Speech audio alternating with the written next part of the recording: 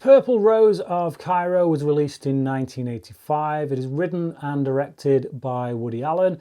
It stars Mia Farrow, Jeff Daniels, and Danny Aiello. It follows the story of Cecilia, who is a waitress and a put-upon wife living in the Great Depression, and her big escape is to go to the cinema. She loves nothing more than to go to the cinema, watch a movie, and escape for 2 hours, and then talk about it with her sister back in the cafe that they both work at as waitresses. Now, at a moment in her life when it all just seems a bit crap, to be honest, she goes to see one of these films, Purple Rose of Cairo. She sees it multiple times. She escapes into it. She really kind of fantasizes about this one of the characters in it, played by Jeff Daniels.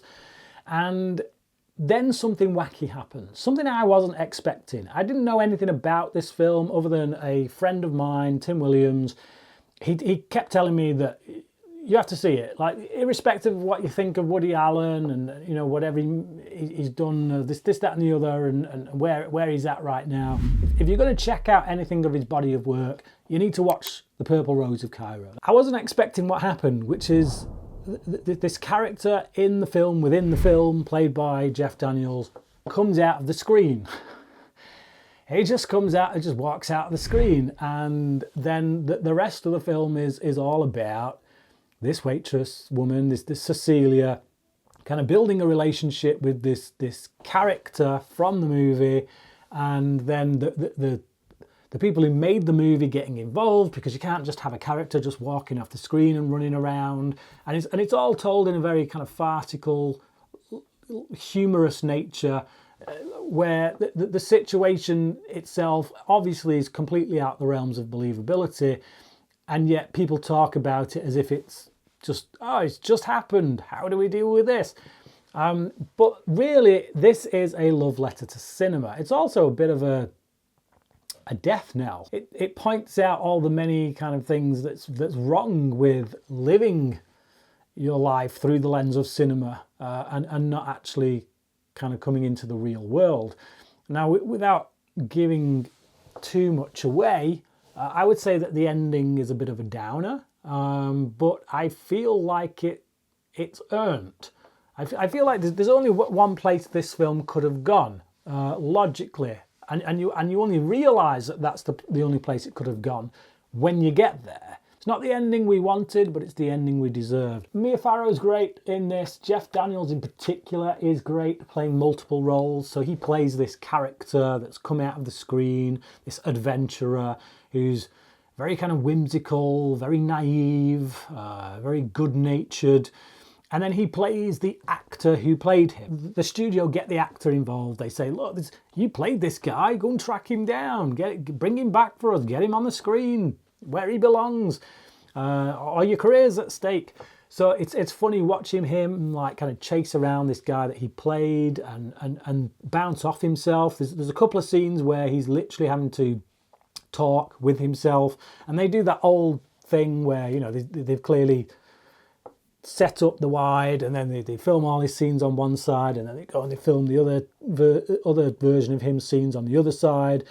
But it makes it look easy, and there's this whole dialogue scene that plays out between the two Jeff Daniels that just makes me think, wow, what an incredible actor Jeff Daniels is, because his timing is so on point. You know, like if you're playing that against yourself and you're filming it at two separate times, if your timing is just, and you know what Woody Allen's like. If you've seen a Woody Allen film, his dialogue is really quick, really rapid fire, and that's how this scene plays out. So you've got Jeff Daniels going up against himself in typical Woody Allen fashion.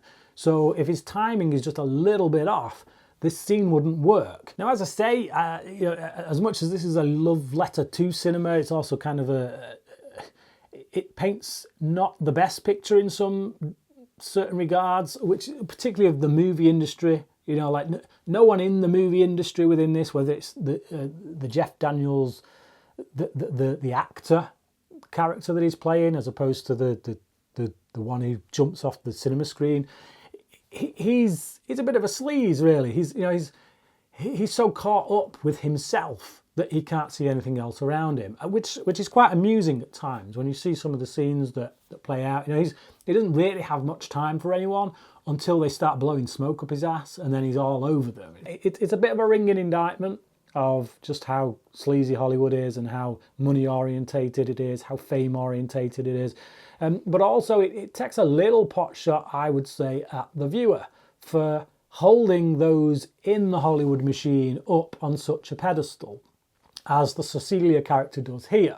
You know, whether it's the character that's being played by the Jeff Daniels actor, or whether it's the actor himself, she's got googly eyes for them both, and her decision-making processes kind of come out of the fact that she's looking at the dream, or the makers of the dream, and she's holding them on a pedestal that she shouldn't be holding them on. And as a result, it takes her places that ultimately aren't going to be all that satisfying for her. It's a clever film. It's much cleverer than one might expect from what is just seemingly a light-hearted rom-com romp. Clever, witty, pretty well observed. It makes me sad that, you know, Woody Allen's career has essentially disappeared because of his own making. I don't want to get into anything on that front. I'm not here to judge him as a man.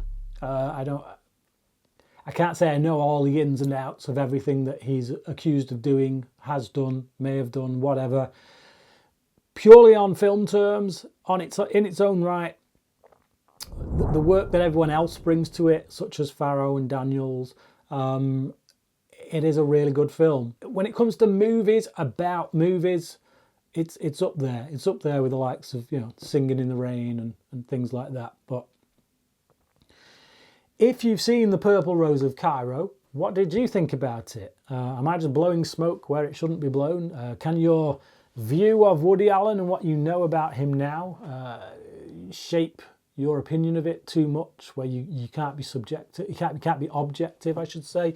Yeah, let me know your thoughts on the film down in the comment section below. Thank you for watching this review, and until next time, crack it.